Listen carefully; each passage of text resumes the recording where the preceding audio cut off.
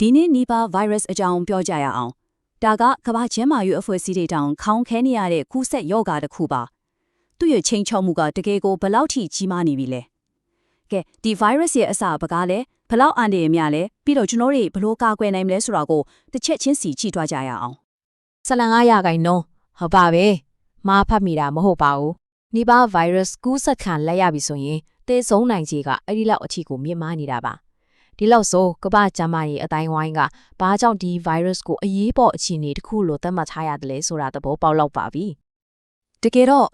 ကမ္ဘာ့ကျန်းမာရေးအဖွဲ့ WHO ကိုယ်တိုင်ကဒီယောဂါကိုဦးစားပေးချင်းချောက်မှုအဖြစ်ကိုသတ်မှတ်ထားတာပါဆိုလိုတာကဘာလဲဆိုတော့ဒါကတနေရာနှစ်နေရာမှာဖြစ်တဲ့ကိစ္စလေးတစ်ခုမဟုတ်ကြဘူးကမ္ဘာလုံးဆိုင်ရာကပ်ယောဂါကြီးတစ်ခုဖြစ်လာနိုင်ချေရှိတယ်ဆိုပြီးတတိဘေးခေါင်းလောင်းတီးလိုက်တာနဲ့အတူတူပါပဲကဲ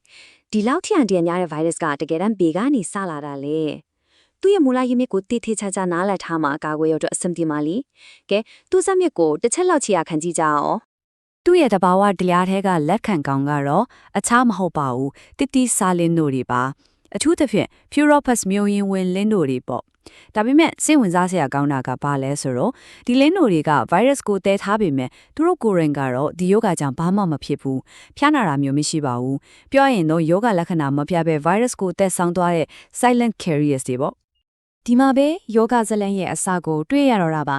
ါတစ်ဖက်မှာကြည့်လိုက်ရင်တော့ထာမန်တီတီစာလင်တို့တကောင်ပဲဒါပေမဲ့သူ့ခန္ဓာကိုယ်ထဲမှာတော့အနုကြီးမှန်ပြီးလူနဲ့ကြီးမှပြီးမြင်နိုင်တဲ့ဒီ virus ပိုးထီကိုအပြည့်တည်ဆောင်ထားတာအဲ့ဒီအပြင်ပန်းပုံစံနဲ့အတွင်းကအန်ဒီရဲ့အဲ့ဒီနှစ်ခုစုံတဲ့နေရာကနေလူသားတွေရဲ့အတွက်ချင်းချောက်မှုစတင်လာတော့တာပါပဲဒီမေးပုံကိုတစ်ချက်ကြည့်လိုက်ပါနေပါရဲ့ချင်းချောက်မှုကဘယ်လောက်ထိကျေပြန့်လဲဆိုတာချက်ချင်းမြင်သွားပါလိမ့်မယ်အာဖရိကကနေအရှေ့တောင်အာရှပြီးတော့ဩစတြေးလျအထိကျေပြန့်နေတဲ့ဒီလင်းတို့ဒီကျစားရနေမိတွေဟာကမ္ဘာလူဦးရေရဲ့ထက်ဝက်ကျော်နေထိုင်တဲ့နေရာတွေနဲ့ထပ်နေပါတယ်ဆိုတော့ဒါကနေရာကွက်ကြားကပြဿနာမဟုတ်တော့ဘူးတကယ့်ကိုကမ္ဘာလုံးဆိုင်ရာအရေးကိစ္စဖြစ်နေပြီဆိုတာအရန်ကိုရှင်းပါတယ်โอเคလင်းတို့လေးစီမှာ virus ရှိတာတော့သိပြီဒါဆိုသူတို့စီကနေလူတွေစီကိုဒီ virus ကဘယ်လိုနီလန်းနေနဲ့ခွန်ကူလာတာလဲကဲအခုအဲ့ဒီ spillover လမ်းကြောင်းတွေကိုတစ်ခုချင်းစီလေးလာကြည့်ကြအောင်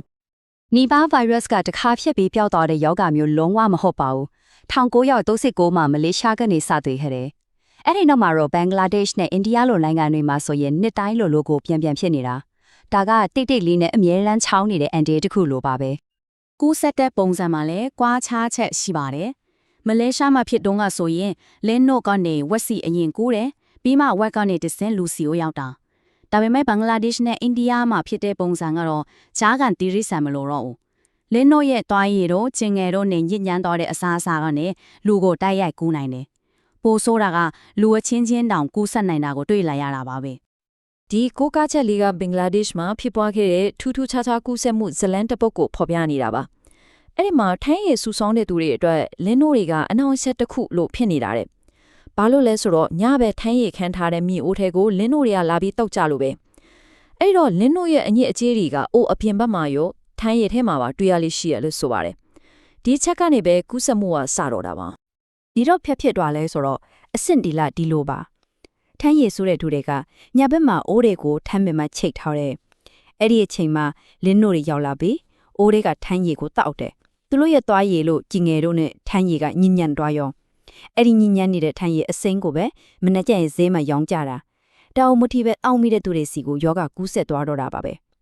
ရိုးရအစားအစာလေးတစ်ခုကနေဒီလောက်တည်စင်နိုင်တဲ့ virus ကူးဆက်နိုင်တယ်ဆိုတာကတကယ်ကိုမထင်မှတ်ထားစရာပါပဲထိုင်းရည်တစ်ခုတည်းတော့မဟုတ်သေးဘူးနော်တခြားကူးဆက်နေတဲ့နီလန်းတွေလည်းရှိပါသေးတယ်ဥပမာဝက်တို့မြင်းတို့လိုယောဂရှိနေတဲ့တဲရဆန်တွေနဲ့တဲရထီတွေ့မိတာမျိုးနောက်ပြီးယောဂရှိတဲ့လင်းတို့ကိုက်စားထားတဲ့တစ်သီးတွေကိုစားမိတာနေလဲကူးနိုင်တယ်အရေးကြီးဆုံးတစ်ခုကတော့ယောဂရှိတဲ့လူရဲ့သွားရည်တို့သွေးတို့လိုခန္ဓာကိုယ်ရည်တွေကနေဆင့်လူအချင်းချင်းကူးဆက်နိုင်တာပါပဲဒါကြောင့်လူနာကိုဖြစ်စုမယ်ဆိုရင်အကာအကွယ်ပစ္စည်းတွေကအရင်ကိုရေးကြီးပါတယ်ခဲကူးဆက်ပုံကူးဆက်နေတွေတော့ထီလောက်ပြီးဒါဆိုဒီ virus ကခန္ဓာကိုယ်ထဲကိုရောက်သွားပြီဆိုရင်ရောဘယ်လိုမျိုးဆိုးဆိုးရွားရွားတက်ရောက်မှုတွေဖြစ်လာနိုင်တယ်လဲဆက်ကြည့်လိုက်ရအောင်အိုးဝင်ပြီးသွားရင်ပုံမှန်အားဖြင့်တော့4ရက်ကနေ14ရက်အတွင်းမှာလက္ခဏာတွေစပြပါတယ်အစပိုင်းလက္ခဏာတွေကဖျားမယ်ခေါင်းကိုက်မယ်ကြွက်သားတွေနားကျင်မယ်အော်အာမယ်လဲချုံနာမယ်ဆိုတော့တာမန်တုတ်ကွင်းနဲ့တော်တော်လေးကိုတူနေတာဒါကြောင့်ပဲလူတွေကပေါ်ဆသွားတတ်ကြတယ်တကယ်တော့ဒါဟာအင်မတန်အနေကြီးတဲ့ယောဂရဲ့ရှိပြလက္ခဏာတွေဖြစ်နေနိုင်ပါတယ် ဒီနောက်ပိုင်းမှာတော့အခြေအနေတော့တကယ်ကိုကြောက်စရာကောင်းလောက်အောင်မြက်ဆန်ဆန်ပြောင်းလဲသွားနိုင်ပါတယ်။ဘာလို့လဲဆိုတော့ virus ကဥနာကိုတိုက်ရိုက်တိုက်ခိုက်တော့တာပဲ။အဲ့ဒီခါမှာမူးဝဲတာတတိလက်တာတက်တာတွေဖြစ်လာပြီး24နာရီနဲ့48နာရီဆိုလိုတာကတရက်နှစ်ရက်တွင်းမှာပဲကော်မှာတတိမြင့်မြင့်တဲ့အခြေအနေထိရောက်သွားနိုင်ပါတယ်။ဒီအဆင့်ဆိုရင်တော့အသက်အန္တရာယ်ကချက်ချင်းကိုစိုးရင်ရတဲ့အခြေအနေပါပဲ။ ဒီကိန်းကနန်းကိုထပ်ပြီးတော့အလေးပေးပြောချင်ပါတယ်45ရာခိုင်နှုန်းကနေ85ရာခိုင်နှုန်းမှာပြောရရင်ကူးဆက်ခံရသူ4ယောက်မှာ3ယောက်နီးပါးကအသက်ဆုံးရှုံးနိုင်တဲ့အခြေအနေပါဒီလောက်ဆိုနီပါဗိုင်းရပ်စ်ရဲ့အန်တီရက်ကဘလောက်ကြီးမားလဲဆိုတာကိုအရှင်းလင်းဆုံးမြင်တာပါပြီ ကဲယောဂကနေအသက်ရှင်ဟဲလင်ရောအားလုံးအဆင်ပြေသွားပြီလားဆိုတော့အဲ့ဒီလိုလည်းမဟုတ်ပြန်ဘူးအသက်ရှင်ကြံရည်တဲ့သူတွေထဲမှာတောင်20ရာခိုင်နှုန်းလောက်ဆိုလိုတာက9ယောက်မှာ1ယောက်လောက်ကတက်ယောဂမျိုးဒီဒါမှမဟုတ်စရိုက်လက္ခဏာတွေပြောင်းလဲတော့တာမျိုးတွေလို့တက်တလုံးကြံနေခဲ့မဲ့အာယုံကျော်ဆိုင်ရာပြဿနာတွေနဲ့ရင်ဆိုင်ရနိုင်ရရှိနေပါသေးတယ်ဒီလိုကြီးမားတဲ့ချင်းချောင်းမှုတွေကိုတီးပြီးတဲ့နောက်မှာတော့ကမ္ဘာအတိုင်းဝိုင်းကတော့ဒီ virus ကိုဘယ်လိုမျိုးတုံ့ပြန်တိုက်ဖြတ်ဖို့ပြင်ဆင်နေကြတယ်လဲကဲကမ္ဘာလုံးဆိုင်ရာကာကွယ်ရေးအပိုင်းကိုဆက်ကြည့်ကြအောင်နိုင်ငံတကာရဲ့တုံ့ပြန်မှုမဟာဗျူဟာကိုနားလည်ဖို့ဆိုရင်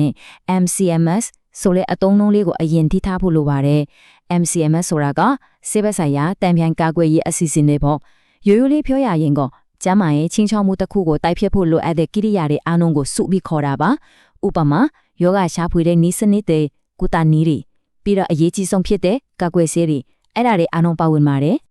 လက်ရှိမှာတော့သူရတနာနဲ့ဖွံ့ဖြိုးတိုးတက်ရေးလမ်းပြမြေပုံမှာအထူးဦးစားပေးလုပ်နေတဲ့အပိုင်း၃ပိုင်းရှိပါတယ်။ပထမတစ်ခုကယောဂရှာဖွေရေးပါ။ပုံမြန်ပြီးပိုလရဲ့စစ်စင်နည်းတွေတီထွင်ဖို့စ조사နေကြတယ်။ဒုတိယတစ်ခုကကုထုံးနေပါ။လက်ရှိမှာအထောက်အကူပြုကုသမှုပဲရှိသေးတော့ထိရောက်တဲ့ဆေးဝါးတွေတွေ့ဖို့သူရတနာလုပ်နေကြတယ်။ပြီးတော့နောက်ဆုံးနဲ့အန်ဒီမာပန်းတိုင်ကတော့ကာကွယ်ဆေးပါပဲ။ယောဂကိုအစကတည်းကကာကွယ်နိုင်မဲ့ကာကွယ်ဆေးတစ်ခုဖန်တီးနိုင်ဖို့ပါ။ဒါနဲ့ပတ်သက်ပြီးတော့မျှော်လင့်စရာတိုးတက်မှုတစ်ခုလည်းရှိနေပါတယ်။အဲ့ဒါကတော့နီပါဗိုင်းရပ်စ်ကာကွယ်ဆေးအတွက်ပထမဆုံးအချင်း phase 2လက်တွေစမ်းသပ်မှုကို2025ခုနှစ်နောက်ပိုင်းမှာစတင်နိုင်ခဲ့တဲ့ဆိုတဲ့သတင်းပါပဲ။ဒါဟာဒီယောဂကိုအပြီးတိုင်းကာကွယ်နိုင်ဖို့အတွက်ဒီကေကိုရေးပါတဲ့ခြေလမ်းကြီးတစ်ခုလို့ပြောလို့ရပါတယ်။ကမ္ဘာလုံးဆိုင်ရာကြိုးပမ်းမှုတွေကိုစောင့်နေတုန်းမှာသူဦးချင်းအနေနဲ့တော့ရဲရွာအစင်မှာပါလှုပ်ဆောင်လို့ရခဲ့ရိုးရှင်းပြီးအရန်လက်သိကြတဲ့ကာကွယ်ရေးနီလန်းနီလန်းရှိပါတယ်။တီတီတွေကိုစားမယ်ဆိုရင်တေချာဆေးပြီးခွန်ခွာပါ။ထိုင်ရီအစိမ်းကိုတောက်မယ်ဆိုရင်အမြဲတမ်းချို့ပြီးမှတောက်ပါ။ဖျားနာနေလက်တည့်အဆန်နေအထူးသဖြင့်ဝတ်တီကိုရှောင်ပါ။ပြီးတော့ယောဂကုသခံထားရလို့ပြုစုဆောင်ရှောက်မယ်ဆိုရင် PPE လို့ခေါ်တဲ့တခိုတွေအကာအကွယ်ပစ္စည်းကိုမထစ်မနေအရုံပြုပါ